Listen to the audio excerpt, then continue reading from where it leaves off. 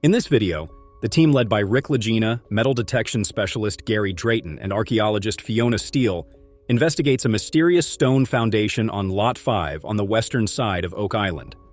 The team has been working on the discovery for 2 years and has discovered a number of clues that point to it possibly being related to the mystery surrounding Oak Island. The discoveries include iron tools connected to Sir William Phipps, an English politician from the 17th century who plotted with a high-ranking Freemason named Andrew Belcher to bury a massive cache of Spanish silver and gold on Oak Island in 1687. Gary is permitted to identify possible metal targets in the Lot 5 feature, which has grown 2 to 3 times in size from when it first appeared. Nevertheless, the feature is still not fully exposed, and it takes time to accomplish it correctly. According to Gary, there are only 3 metals that can produce that sound: copper, lead, or gold. The team wants to locate the gold and invite Gary to do a gold dance, which they intend to do next. The crew is seeking to solve the enigma of the Lot 5 stone foundation and its relation to the Oak Island mystery. They are excavating and calling back for additional exploration when the pit is nearly finished. They are also looking into a non-ferrous target discovered on Lot 5, which lies on the island's western edge. Jack Begley, Craig Tester, and El Nian are searching for an elaborate copper button that might provide information about the feature's inventor, the brick building in the swamp, and perhaps even the money pit. The group is eager to hear Emma Culligan's scientific evaluation of the button since they think it's rather special. Learn more about the mysterious edifice and its solutions. Rick, his nephew Alex, and metal detectorists Gary Drayton and Billy Gart combed the grass for clues to a hidden cobblestone road. Because of its uncanny likeness to the Masonic all-seeing eye, the Oak Island crew named the triangle-shaped swamp's mysterious circular creation the Eye of the Swamp. This is the first structure that leads directly to the eye. Dr. Spooner's cores reveal ancient industry. In 2019, the crew discovered the swamp's eye was a man-made structure when examining a puzzling circular creation in the triangle-shaped marsh. Formation of boulders. After researching organic elements, Dr. Spooner revealed startling information to the crew about the feature's creation dates, which range from 1680 to 1700. The crew is currently investigating the possibility that 17th century English treasure hunter and politician Sir William Phipps and his Masonic companion Captain Andrew Belcher hid a massive treasure stash in the money pit. The team hopes to date these logs after discovering iron tools in Lot 5's circular feature that were scientifically related to William Phipps's birthplace. These enormous logs give the impression that the area serves a purpose, as working in a bog requires a platform. Phipps could be an option. If it was 1680 or earlier, the squad will continue to search for additional metals. In order to examine the Eye of the Swamp and its potential connection to the 2 artificial features, Bobby Dazzler's and Top Pocket discoveries are used.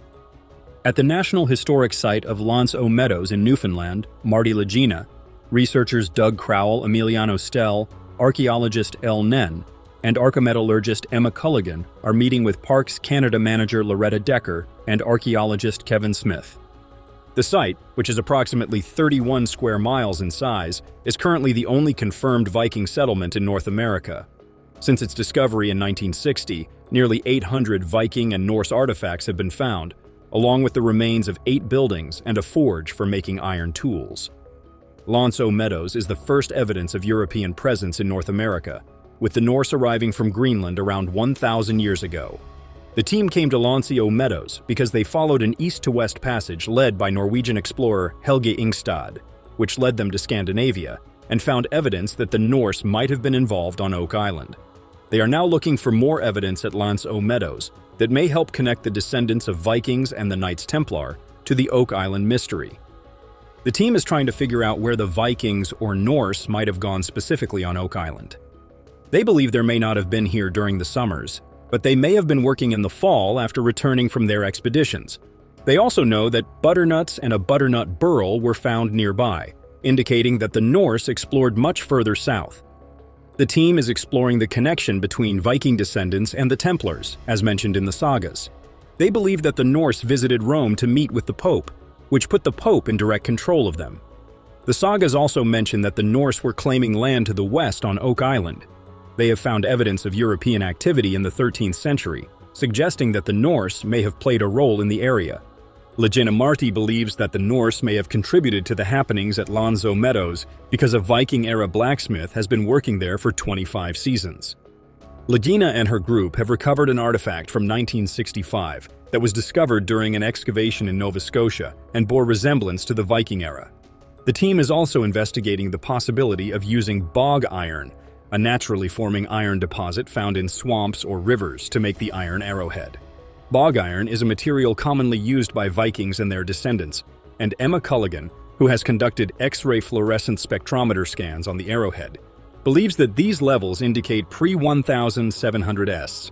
This could support the other dates from their other findings on the island in a medieval context and help prove that the artifact is of Scandinavian origin. The team is eager to gather data on bog iron and compare Oak Island artifacts to potential bog iron. The journey to Lonzo Meadows has grown more complicated. Silver that may be a modified form of an exceptionally old coin was also discovered. The team believes that the stone foundation on Lot V might have served as a camp during the money pit's construction. If archaeologist Helen Sheldon confirms this, the team will proceed with their theory. This could assist in identifying the structure's original designers. The group is searching for conclusive proof to assist unravel the 230-year-old enigma surrounding the money pit region.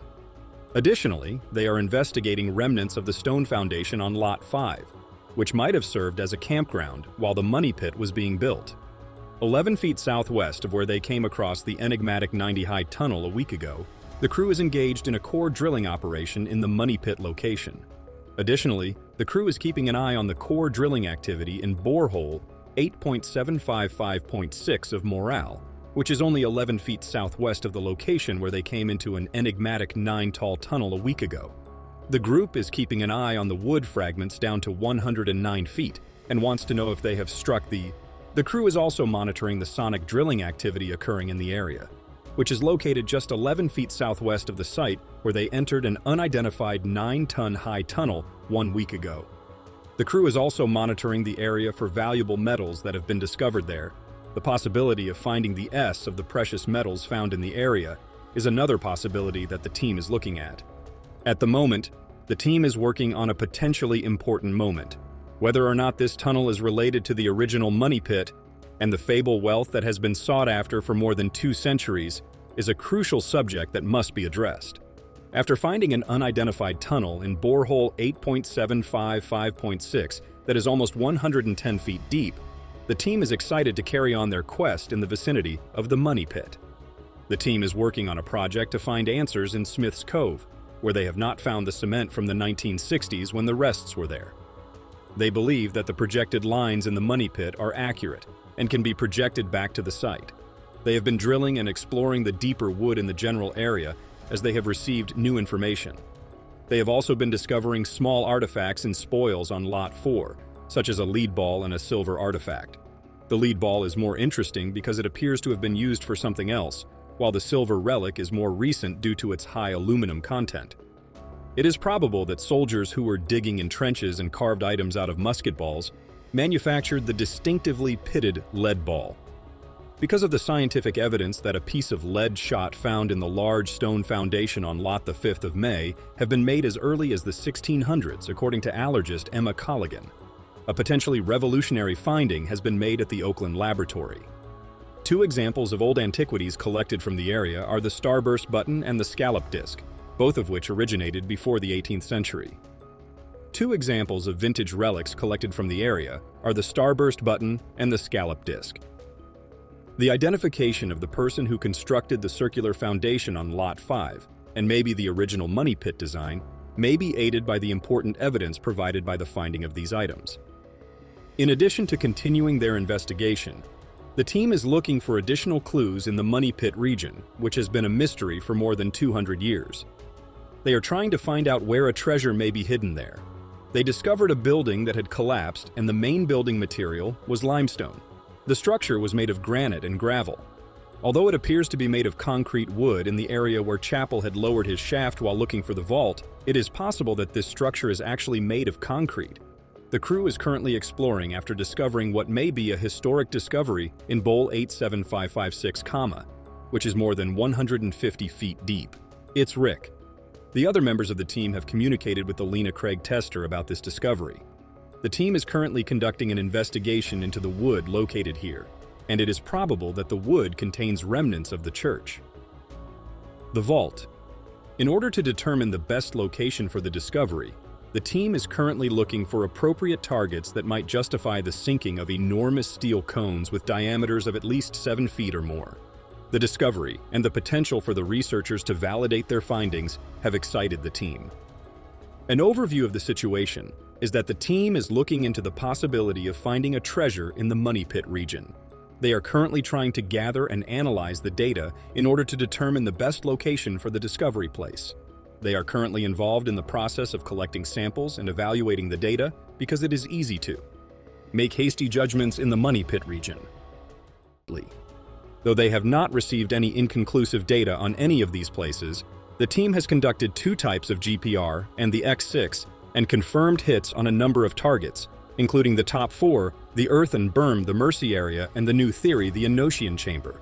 Rick suggests that they dig something and dig it properly since he is tired of the swamp and wants to stop looking into it. Rick agrees to look at the data in the can and choose 2 sites to continue their inquiry. But Marty agrees because he despises the word "quird" and wants to stop using remote sensing.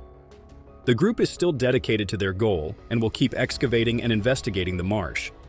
Starting with a moo and target anomaly on Oak Island, which they believe will be the first time they have discovered something resembling a ship's railing, the team is investigating a swamp in the Bahamas in order to find crucial clues and possible hideaway sites. Because it enables them to take an X-ray of the island from below on Swamp Road, the muon technology is fascinating. They discover a potential muon target that they think is worth investigating. Gary takes out a piece of wood that resembles the ship's railing that we discovered nearby that dates to the 700S or 800S. This could be a useful discovery for carbon dating. Steve and Rick are also curious about the muon anomaly, and they intend to contact him regarding the railing they saw. Rick and Marty are nearly finished with their search, but there are still some things they need to discover in the swamp. Gary discovered a number of relics near the edge of the swamp, but no metal. Rick discovered an intriguing piece of wood that is particularly noticeable. The survey stake is from this corner and is perhaps 10 feet deep. It resembles the stakes we discovered in the cobble route. The group is worth carbon dating for 2 reasons. A railing known as "leading the witness" is one example of something they think will come from the same age. The question is whether it will. The group concurs that excavation on Oak Island is usually beneficial because it yields surprising findings. In this week's episode of The Money Pit, they have finished the Idian anomaly and are prepared to move on to their next project, even if it isn't as fascinating as the previous 2. They still have some items to study. In the northern part of the triangle-shaped swamp, Rick and Marty Lagena, their partner Craig Tester, and their team are investigating a 230-year-old treasure mystery.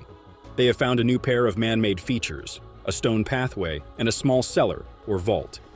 The team is intrigued by the tight distribution of sizes, which they believe could be related to Anthony Graves, a farmer who bought most of Oak Island in 1857. As they delve deeper into the swamp, they find a square, vault-like structure submerged in the swamp. Its purpose is unknown, but they hope to learn if it served as a hiding place for Anthony Graves' belongings. They also find a piece of brick attached to the structure, which they believe is some kind of pipe. The team is determined to ascertain the age of this structure and its purpose because they don't know what else is down there. The following morning, Rick Lagena takes Tom Nolan, another Oak Island homeowner, to the enigmatic vault-like building.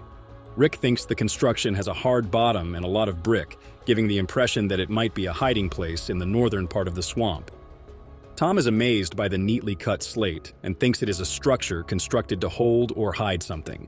Inside the vault-like building, Rick and his colleagues have discovered a handle from a chest that they suspect may be connected to the Spanish silver coins that former landowner Anthony Graves allegedly recovered on Oak Island. This might be a significant clue. The group is committed to solving the riddle and determining how it relates to the Spanish silver coins that were purportedly found on Oak Island. While investigating a swamp on Oak Island, New York, the team came across an unusual construction that has raised a lot of questions. They have a plan in place, but are unsure of how to go about it. One of the items they found is a hook that looks to be made of wrought iron, possibly constructed by Anthony Graves to protect a treasure he found underground. The team is thrilled about this discovery and hopes to learn more the following day. The team, which includes archaeologist Lar Nien and archaeometallist Emma Culligan, is working on a project that entails finding 3 items in the swamp. The first item is a wood grain-like structure on the handle that is believed to be a crank. The team is now examining a feature and artifacts that predate Anthony Graves' occupation of the property. The second item is a pipe with a slight manganese content that dates more to the early to mid-1800s. They are interested in finding out if they have found a treasure vault in the swamp where former Oak Island landowner Anthony Graves is said to have found Spanish silver coins more than 150 years ago. If so, who made it and what else might be buried deeper within it? The team thinks that because Anthony Graves paid for his goods with Spanish coins, the feature's goal is connected to him. They are committed to carrying out more research and finding additional hints on the building's background. The group is committed to learning more and uncovering additional hints regarding the swamp's past and future.